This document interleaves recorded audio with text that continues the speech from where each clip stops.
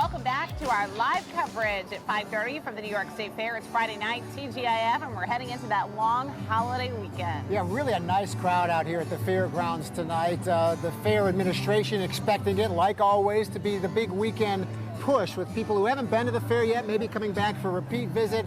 And we're likely to have crowds of 100,000 plus today, Saturday, Sunday, Monday, of course, weather permitting. Although, as you said, we do have a little bit of rain in the forecast coming up for later in the weekend. So today, I went to find out some of the fun things that you can see indoors in case you come here when it's raining. Take a look. I'm here inside the Witter Agricultural Museum with Ed Siegel. Great to see you. Hi, nice seeing you, Megan. Okay, so tell me a little bit about this. This was not your job by trade. How did you get into woodworking? I've been a woodworker for a long time. My grandfather taught me some things. I started wood turning about 30 years ago. But this was really just a hobby, right? It is still just a hobby. I have a full-time job.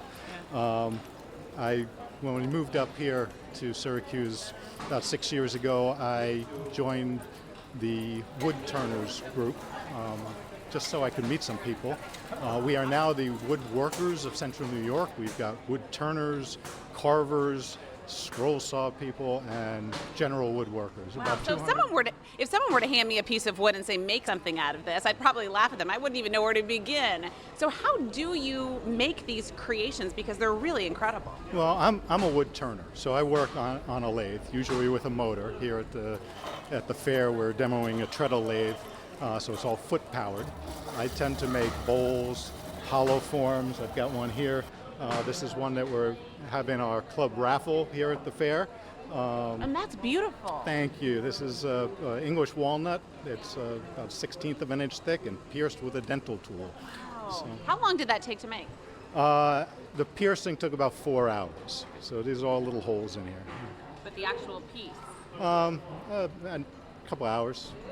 It's really beautiful. And you also are making these birds here. And is this something that, kids and their families can come and watch you actually do? Let's see some of these. Absolutely. So these are called fan birds. They're made from a single piece of wood and carved and then split to form the feathers. So this is one that's partially done.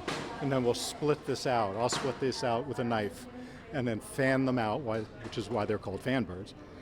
And that forms the wings. So this is something I learned to do. We decided to demo it here at the fair this year. And you also won an award here this year. What did you create and where can folks come and see it? So it's over at the Arts and Home Center in the Arts and Crafts competition. I got first place for wood turning, a similar piece to this.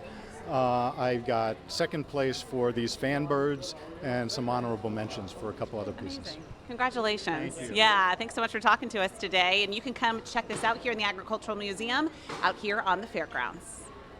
All right, and look what he made for me. It's a dreidel. Oh, very nice. Isn't this incredible? So you can check him out in the Agricultural Museum, and then also in the Art and Home Center. That's where you see all the finished products. Yeah, Amazing. I've been through their booth before, and the work they're doing in there, as we speak, is It's just remarkable. very high level Very of skill talented. to get to that point.